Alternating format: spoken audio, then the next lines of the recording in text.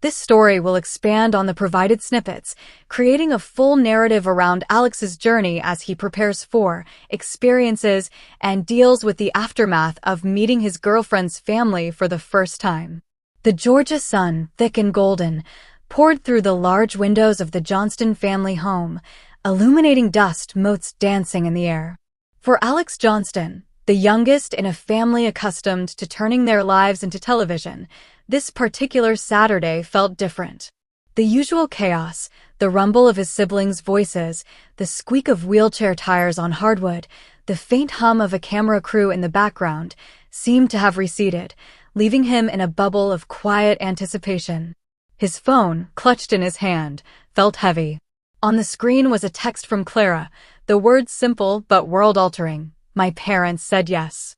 They'd love to have you over for dinner next Saturday. Dinner. A simple, universal act. But for Alex, it was a frontier. It was the official, capital M moment he had both dreaded and dreamed of. His relationship with Clara had been his sanctuary, a private world largely kept away from the prying lenses of the show. He'd introduced her to his family in a low-key way months ago, and they'd adored her. But this was different. This was stepping into her world, a world he only knew through her stories, a world of a stern, academic father and a warm but meticulous mother, a quiet suburban house that felt a universe away from his own bustling, adaptive home. Everything okay, bud? The voice, warm and familiar, broke his trance. His father, Trent, had rolled into the room, a concerned smile on his face. Alex looked up, his usual shy demeanor amplified by anxiety. Yeah, just Clara. Her parents invited me for dinner next week. Trent's eyebrows shot up, a grin spreading across his face. Well, the big leagues. That's great news, son. Is it? Alex's voice was barely a whisper. What if I say something stupid? What if her dad hates me? The classic meet the parents jitters, Trent said, maneuvering his wheelchair closer. Every man goes through it. It's a rite of passage. The key is to just be yourself, Alex. The you that Clara fell for. That's the guy they want to meet. But which himself was that? The on-camera Alex, sometimes awkward, often the baby of the family? The private Alex, who was funnier and more confident with Clara? He felt like a collection of fragments, unsure which pieces to present. Later that evening, the family dinner became an impromptu strategy session. His mother, Amber, focused on the practicalities. Bring a gift. Nothing extravagant. A nice dessert or flowers for her mother. And for God's sake, Alex, look her dad in the eye when you shake his hand. A firm handshake. Not a bone crusher, but not a dead fish either. His sister, Emma, chimed in with her characteristic dramatic flair. Ugh, Alex is growing up too fast. I don't like it. She pointed a fork at him. Just don't do that weird nervous laugh you do. And don't talk about your weird obsession with vintage lawnmowers. The table erupted in laughter, and Alex felt a flush of warmth, mixed with irritation. This was his life, a private milestone instantly becoming a public, family-wide event. But beneath the teasing, he saw the genuine support in their eyes. They were his training wheels, clumsy and sometimes embarrassing, but they were trying to keep him upright. That night, lying in bed, Alex replayed their advice. Be yourself. Firm handshake. Don't mention lawnmowers. It felt like a script, and he was terrified of forgetting his lines. He texted Clara, officially nervous. What's the dress code? Should I call your dad, sir?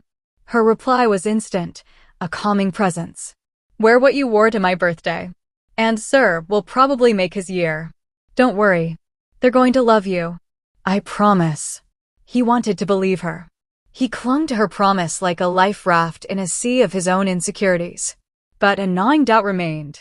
Could he be the person she believed him to be when he was under the microscope, away from the safety of his own world? The week that followed was a masterclass in slow-motion anxiety. Every day brought him closer to Saturday, and every conversation seemed to circle back to the dinner. The producers of the show, sensing a goldmine of relatable content, scheduled a confessional interview with him. Sitting in the familiar chair, the camera a large, unblinking eye, Alex tried to articulate the pressure. It's the first time I'm meeting the family that saw her grow up, he said, his voice softer than usual. They have this whole history of her that I wasn't a part of. They know her in a way I don't yet. And I'm just this new variable. This guy who showed up and started taking their daughter's time. I don't want to mess it up. His honesty was palpable, even through the lens. It was this vulnerability that made him so endearing to the show's audience, but it was a vulnerability he felt ill-equipped to armor up for the task ahead. 2 days before the dinner, his parents staged a more formal rehearsal in the living room, the cameras discreetly capturing the moment. Amber played the role of Clara's mother, all gracious smiles, while Trent dialed up his natural, fatherly sternness to 11 to play Mr. Henderson. Okay, Alex, Trent said, deepening his voice. You ring the doorbell. Door opens. What do you do? Alex, standing awkwardly by the front door, mumbled, hi. Eye contact, Alex. Amber reminded him gently. And smile. Hi, Alex repeated, forcing a stiff smile and making fleeting eye contact with his dad. Trent, as Mr. Henderson, narrowed his eyes. So, you're the Alex we've heard so much about. He paused, letting the silence hang. Tell me, what are your intentions with my daughter? Alex froze. His mind went completely blank. All the rehearsed, polite answers evaporated. I hope to do things right, he finally stammered, the words tumbling out in a rush of pure, unscripted nerves. There was a beat of silence, and then Trent and Amber burst out laughing. The tension shattered. I hope to do things right?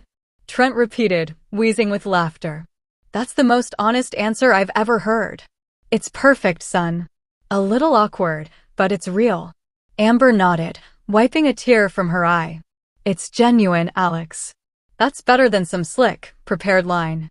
The moment, though embarrassing, was a breakthrough. The pressure valve had been released.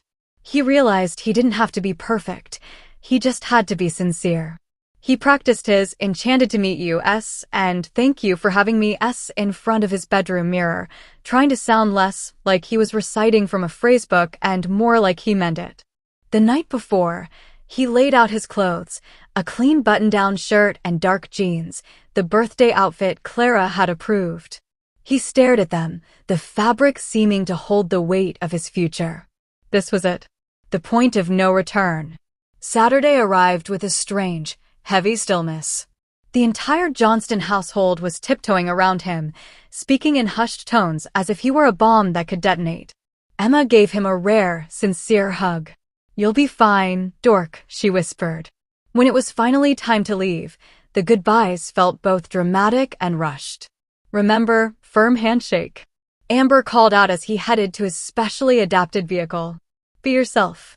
Trent yelled after him. The drive to Clara's house was a blur. He rehearsed conversations in his head, each one ending in a catastrophic social faux pas. He pulled up to the curb outside a neat, 2-story colonial house with a perfectly manicured lawn. It looked quiet, imposing. He took a deep breath, grabbing the box of gourmet cupcakes he'd brought, and walked to the front door, his heart hammering a frantic rhythm against his ribs. He rang the doorbell. The sound echoed ominously from within. The door opened, and there was Clara, her face breaking into a radiant smile that instantly halved his anxiety. You made it, she said, squeezing his arm. And then he was being ushered inside. The interior was warm and smelled of roasted herbs and lemon polish. Family photos lined the walls, a timeline of Clara's life he was only just joining. Mom, Dad, this is Alex, Clara announced, her voice bright with pride. Mr. Henderson was a tall, lean man with a thoughtful gaze behind his glasses. He stood up from his armchair and Alex's training kicked in.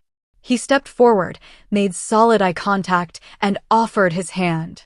Sir, it's a pleasure to finally meet you, Alex said, the words coming out more steadily than he'd expected. Mr. Henderson's handshake was indeed firm. He held it for a second, his eyes appraising. Alex, we've heard a lot about you.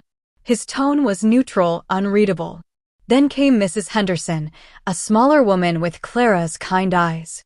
Alex, welcome. It's so lovely to have you, she said, her smile immediately warmer. Oh, you brought dessert. You shouldn't have. It was my pleasure, ma'am, Alex said, handing her the box. Thank you for inviting me into your home. He saw a slight, approving nod from Mr. Henderson. The first hurdle was cleared. The first few minutes were a delicate dance of pleasantries. They settled in the living room, and the initial, slightly awkward silence was broken by Mrs. Henderson asking about his family. So Alex, Clara tells us you have quite a large family, she said, offering him a glass of water. Yes, ma'am, he nodded. It's always lively. In a good way. And your show, Mr. Henderson interjected, leaning forward. What's that like? Having cameras follow you around all the time? Seems like an unusual way to grow up. It was the question he'd been waiting for. He chose his words carefully. It's normal for us, sir. It's just our life. The cameras are like background noise most of the time. My parents have always been great about making sure we have our private moments too. He was careful not to sound like a reality TV cliché. He spoke about the positive message of his family show, about representing little people and adaptive families, and how he hoped it helped people. Mr. Henderson listened, his expression still unreadable. I see. And what are your own plans? Beyond the television show. This was safer ground. Alex talked about his interest in mechanics, his online courses, his dream of maybe starting his own small adaptive vehicle modification business one day. He saw Clara smiling encouragingly at him from across the room. He was doing it. He was being himself. Dinner was announced, and they moved to the dining room. The table was beautifully set, a fact that sent a fresh wave of nerves through Alex. He carefully navigated his chair, hyper-aware of not bumping into anything. The conversation over the roast chicken and asparagus flowed more easily. Mrs. Henderson was an easy conversationalist, asking him about his hobbies, and he found himself talking, to his own surprise, about his fascination with how things work, engines, old radios, anything he could take apart and put back together. It's a very practical, useful skill, Mr. Henderson remarked, and Alex couldn't tell if it was a compliment or just an observation. Then came the moment he'd been warned about. Mr. Henderson put down his fork and looked directly at Alex. Alex, Clara is very important to us, he began, his tone measured. We just want to know that she's with someone who is genuine, who has a good head on his shoulders. What do you think makes a relationship work? All the air seemed to leave the room. Alex's mind raced. He could give a textbook answer. He could try to be profound. But then he remembered his father's laughter in the living room. Be real.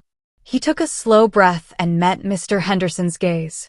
I think it's about being a team, sir. It's about listening. And wanting the other person to be happy, even when it's not convenient for you. He paused, thinking of his own parents. My mom and dad, they face challenges every day that most people don't. But they always face them together. They laugh a lot. I guess I think that's the goal. To find someone you can laugh with, even when things are hard. And I really enjoy laughing with your daughter. The silence that followed was different from the earlier, tense one. It was thoughtful. Clara reached under the table and squeezed his hand. Mr. Henderson's stern expression finally softened into something that resembled a smile. Well said, Alex, he replied, his voice quieter. Well said. The rest of the dinner was a blur of relief and warmth. They ate the cupcakes he'd brought, and the conversation turned to lighter topics, upcoming movies, a funny story from Clara's childhood. When Alex finally glanced at the clock, 2 hours had flown by. Saying goodbye was a world away from the nervous hello. Mrs. Henderson gave him a warm hug. You must come back soon, Alex. Mr. Henderson shook his hand again, this time with a palpable warmth. It was good to meet you, son. Drive safe. In the car, with Clara walking him out, he let out a breath he felt he'd been holding for a week. I think that went okay, he said, a grin finally breaking through. Okay. Clara laughed, leaning in through the car window. They loved you. My mom texted me, he's a keeper, while we were doing the dishes. And my dad? Getting a well said from him is like winning an Oscar. The drive home felt lighter than the drive there. The world outside his windshield seemed sharper, more vibrant. He had done it. He had navigated the gauntlet and emerged not just unscathed, but victorious. When he walked back into the Johnston house, it was as if he'd returned from a long voyage. His family was waiting in the living room, their faces a mixture of curiosity and concern. "Well," Amber asked, unable to contain herself. "How did it go?" Alex dropped his keys on the counter with a clatter, a slow, confident smile spreading across his face. "It went good," he said, his voice calm and sure. "Really good." The room erupted in a chorus of questions, but for the first time all week, Alex felt completely in control. He was no longer just the baby of the family. He was Alex, who had looked his girlfriend's intimidating father in the eye and spoken from the heart. He was Alex, who had passed his own personal rite of passage. Later, in his confessional for the show, the change was visible. The nervous energy was gone, replaced by a quiet, earned confidence. "I was so scared of not being enough," he told the camera. "But I realized it's not about being enough for them. It's about being enough for Clara. And I am. I know I am." This wasn't the end of something. It was the beginning. The real beginning. He knew there would be more challenges, more formal events, more navigating the complex dynamics of blending two families. But the first hello was over. He had survived. No, he had thrived. And as he lay in bed that night, the memory of Mr. Henderson's approving nod and Clara's proud smile was a better lullaby than any he could have imagined. He had stepped out of his world and into a new one, and he had been welcomed. For Alex Johnston, that was everything.